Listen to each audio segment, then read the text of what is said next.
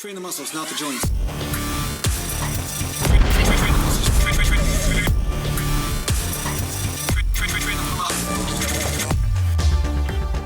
Welcome back to Natural Gallant Bodybuilding, and today I'm going to talk to you about how to get a big ass, okay? A big butt, right? Because some people are asking how do they get a big ass or a big muscular butt, right?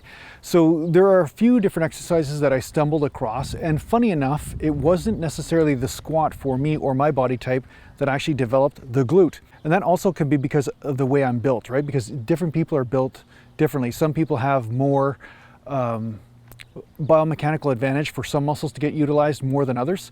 So because of this, you have to take this into account when it comes down to choosing the exercises when you want to hit a certain muscle group or not. How's it going? Good. Good. It's a camera. Yeah. I was being watched.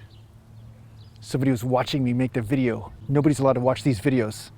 Nobody's. Unsubscribe right now. So anyway. So one of the things I found was because of the way that I squat, I really used a lot of hamstrings, and I did get a lot of vastus lateralis, like the outer sweep of the quad. It was really a great movement for me to develop the overall leg. And I did develop some glute, but mostly what I found was that when I started incorporating these other exercises, I started to get more glute. Now, that said, if you are a person who squats more upright, you may find that deep squats really hit your glutes well. High bar, deep squats may really hit your glutes really well. So that's something to try as long as it doesn't hurt your knees, doesn't hurt your lower back, and you can maintain proper form. This might be the magic movement for you in order to get actual glute development. Now that aside, what I did to get my glutes, you know, big and round and, you know, badonk-a-donk and all that kind of stuff, what I did was I did lunges on a Smith machine.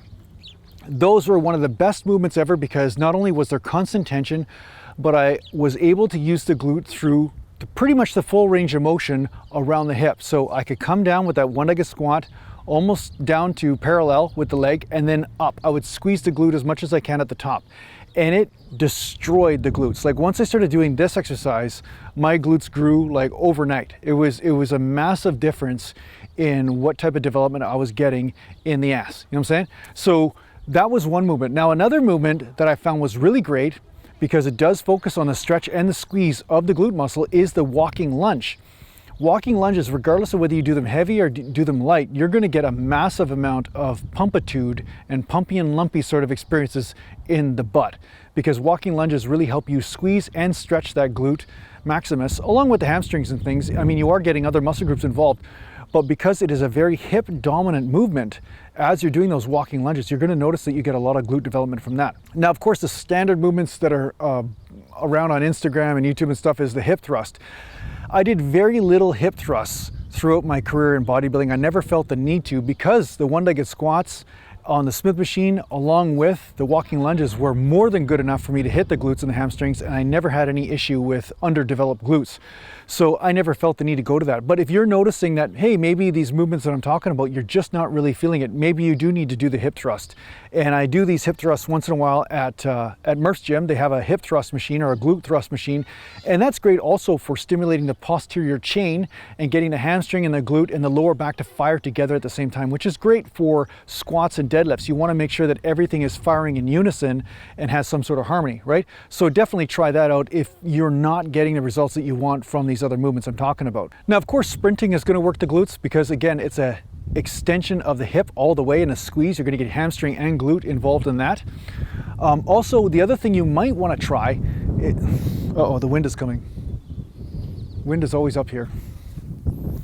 It's almost like God had beans. That's why wind comes. You ever heard of digestive enzymes? You know, the mountain needs some digestive enzymes because it's like nothing but wind. You know what I'm saying? So another movement you might want to try if you want to get the glutes is the sled push or pull, whatever. I mean, say you're hooked up to a harness and you're pulling that sled along the ground or you're pushing it.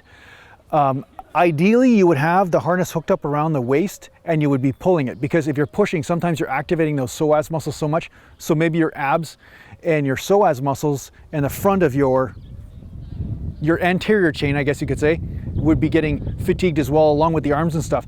But if you really want the ass and the hamstrings to become the weak link, then hook that belt up around the waist and just pull that sled. And I'm telling you, you're going to get some massive glute development from that.